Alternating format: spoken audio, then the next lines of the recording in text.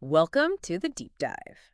Thanks for having me. Today we're going to be diving into voluntary carbon offsets. Oh, yeah. So we've got a report summarizing a bunch of responses to a call for evidence by the UK's Climate Change Committee, or CCC. This was back in February 2022. Yeah. And they also put out a summary of all their findings from that call. Got it. And that's what we're going to be looking at. Okay. So think of this as like a crash course in understanding the whole world of voluntary carbon offsets. Yeah. So we want to figure out, what's the current situation? Right. Where are the risks? Yeah. What are some of the exciting opportunities? And maybe even peek into the future a little bit. Yeah. How this whole area might be regulated. Right. How it might evolve. Exactly. And just so you know, like right off the bat, the CCC heard from a lot of different voices. 56 different stakeholders. Wow. So, that's a lot. We had big businesses, small businesses. Right. Government agencies. Yeah. Tons of nonprofits. Individual experts. People who actually broker these offset deals. Wow. And researchers from universities. Gotcha. So it's a really comprehensive perspective. That's really interesting. It is. And really important, too. Yeah. For you as a listener, whether you're, you're running a company. Right. Trying to figure out your carbon strategy. Right. Maybe you're curious about, how legit are these environmental claims you see out there? Yeah. Or maybe you're just, generally interested in how we're tackling climate change. Right. This is for you. We're going to be cutting through the complexity. Right. The jargon, give you a really clear understanding, a structured understanding Perfect. of this really complex landscape. So to kind of lay it all out. Yeah. We're going to be looking at some specific areas here. Okay. We're going to start with risks. Right. What are the risks of voluntary carbon offsets? Then we're going to flip it over. Yeah. What are the potential benefits? Okay. Then we'll get into the data, or maybe lack thereof. Right. The quality of the data, the scale of the data we have about the market. Gotcha. Then we'll talk about all the standards, regulations, all that fun stuff. Right. How all this can channel money towards climate action. Yeah. The huge issue of transparency for companies. Of course. And then even the role of international agreements. Yeah. So ready to dive in deeper. Definitely. Okay, so let's start by kind of looking at the big picture. Yeah. The main risks and opportunities that kind of jumped out from these responses. Right. So when we talk about risks, what were some of the biggest concerns that people raised? So one really big one that was a consistent theme was the quality of a lot of these credits that are currently available. Right. So the concern is that the market right now is kind of skewed towards these cheaper credits that focus on avoiding or reducing emissions rather than actually removing CO2 from the atmosphere. Right. So that's a problem. Yeah. Because, companies might be claiming that they're carbon neutral or net zero. Yeah. But their actual impact might not reflect that. Right. It's like the difference between protecting an existing forest versus planting new trees. Exactly. That actually pull CO2 out of the air. Exactly. And there's a worry Yeah. that this could give a false sense of progress. Absolutely. Yeah. And to make matters worse, there's also this lack of strong kind of overarching governance of the whole market. So all the different programs out there, they have very different rules about what actually qualifies. How transparent they are, how rigorous their audits are, when you can use the credits. Yeah. And even this fundamental issue of avoiding double counting. Right. So this really opens the door to potentially dodgy claims. It almost sounds like the early days of the internet. I think that's like a lot of activity, but but a fair comparison. Not a lot of, rules of the road. Exactly. Yeah. And this immaturity of the market, I think it kind of extends to other areas as well. Yeah. Like there's not a lot of price transparency, you know? Yeah. The legal status of these credits can be unclear. It can be very unclear, yeah. And there's no like universal agreement on what actually makes a credit high quality. Exactly. Yeah. How do these credits fit into a company's actual pathway to net zero? Right. Right. All very vague. It's all very murky. Murky, yeah. And that makes it really hard for companies that are trying to do the right thing to figure out, okay, where do I even put my money? Exactly. Were there concerns about, you know, the actual... Well, the carbon accounting itself is the big one. Correct. So a lot of people talked about this lack of permanence. Okay. And additionality. Right. So, you know, with nature-based solutions, for instance, you always have the risk that that carbon could be released later on, you know, through wildfires or disease or whatever. Right. And then additionality basically means making sure that the emission reduction or removal wouldn't have happened anyway. Right. So you're not just paying for something that was already going to happen. They're actually paying for additional benefit. Right. That makes sense. Yeah. You want to make sure your investment is actually having a real impact. Exactly. Yeah. Okay, so we've got the permanence issue. Yeah. We've got the additionality issue. Were there any other big ones that came up? So double counting is another one. Okay. So that's where the company, that's buying the offset. Yeah. And the country, where the emission reduction or removal takes place, they both try to claim the same benefit. Gotcha. Towards their climate targets. So they're both basically taking credit for the same thing. Exactly. And then we've got leakage. Okay. Which is where an offsetting activity in one area might actually lead to increased emissions somewhere else. Right. So it's like fixing a leak in a pipe. Yeah. And then another one pops up nearby. Exactly. So you're just pushing the problem around. Not actually solving it. Right. Okay. And then finally, we got to talk about monitoring, verification, and reporting. Right. Or MVR. MVR. Yeah. Okay. A lot of people pointed to a lack of transparency here. Okay. So for instance, not clearly distinguishing between reducing emissions from fossil fuels versus biological sources. Right. Which are very different things. They are. You know, different time scales, different impacts. Right. Then there's this need to actually be able to measure the carbon that's being stored or removed. Right. And without robust MVR, a lot of these schemes just won't deliver what they promised. Right. And that really undermines the whole idea. Right. There are some standards out there. There are. Like PAS 2060, 2014, but you know, their use and enforcement varies. Varies wildly, So, a lot of potential pitfalls. A lot of potential pitfalls. But the report also highlighted some opportunities, right? Definitely. It wasn't all doom and gloom. Not at all. So what were some of the... so a big one that a lot of people mentioned was the potential for these voluntary markets to actually bring in money, private investment into climate action. Right. So that can really supplement what governments are doing and maybe even free up public funds. Right. For other important things. Right. So private capital. Exactly. Stepping in to help solve a global problem. Exactly. That's the hope. That sounds promising. Yeah. So what else do we have in terms of opportunities? So high quality carbon markets can also encourage Yeah. More ambitious climate action. Okay. From companies and governments. Right. They can direct a lot of money to really vital activities. Okay, like what? Like restoring. Yeah. And protecting natural habitats.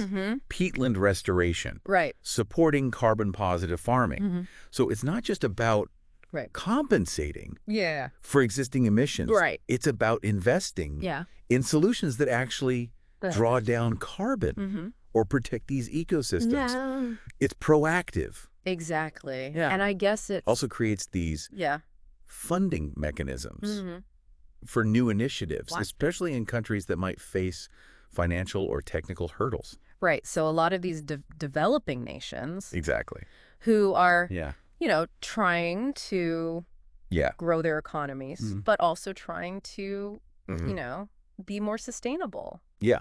And this can help them do both. Exactly. Yeah. So this is kind of like... It's about global equity, making sure that climate action isn't just limited to wealthier countries. Right. Yeah. Exactly. And just purely from an emissions standpoint, a lot of people argue that. Yeah. Voluntary offsetting offers this flexible way to kind of speed up the reduction and removal of greenhouse gases, which buys us time to address the harder to eliminate emissions. Right. The ones that we don't have the technology for yet. Exactly. Yeah. Gotcha. And to develop those new technologies. So it's like a bridge to a fully decarbonized future. That's the hope. Yeah. And we also have to remember. And it's important to remember the wider impact as well. Right. It's not just about carbon.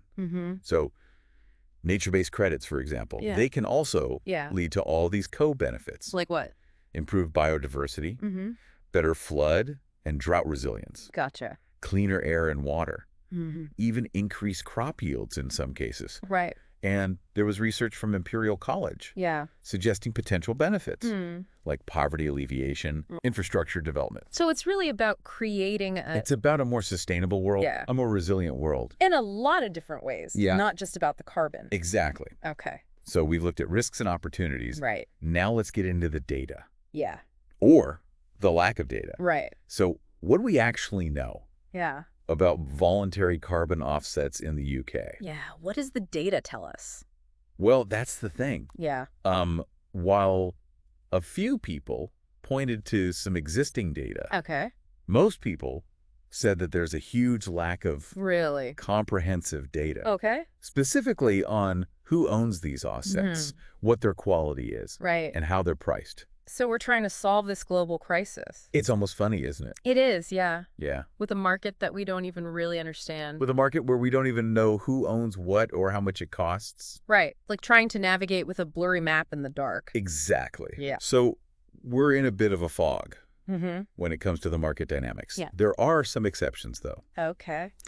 So, for example, for peatland restoration projects, we do have some data through the IHS Market Registry. They track the carbon units and any sales of credits.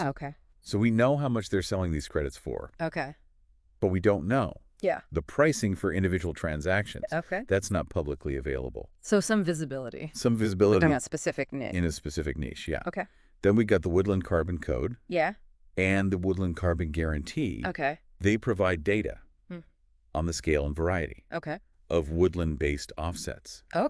Interestingly, they even score projects based on their potential benefits for biodiversity, water quality, local communities, the economy. That's really interesting.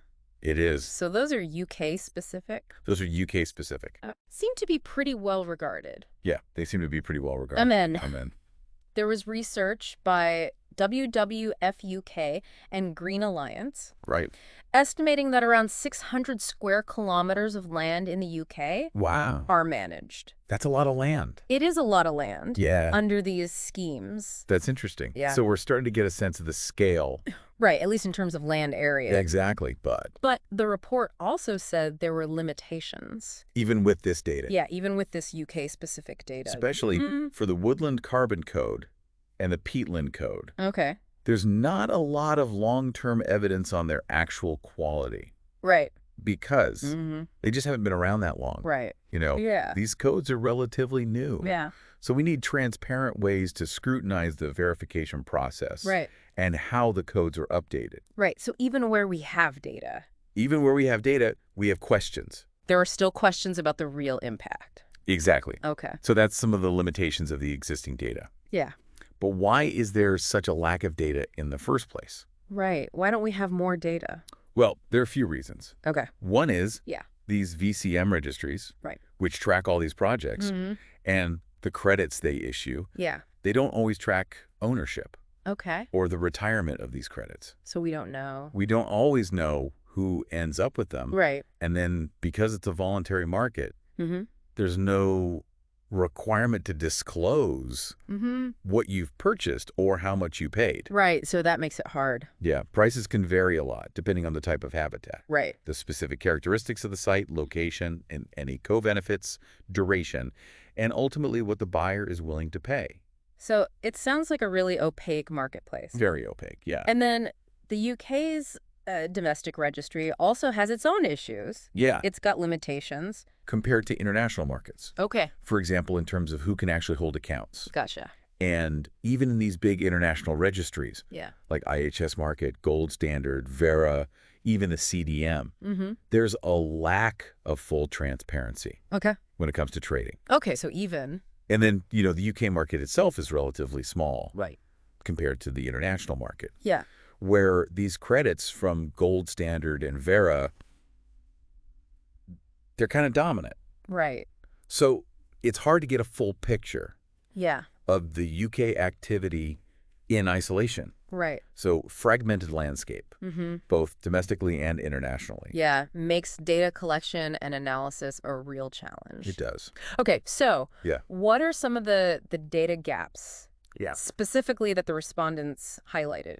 Well, one big one is that we don't have a central source of information on the types of credits that are actually available. Okay. And because of all these different standards and the limited reporting requirements. Yeah.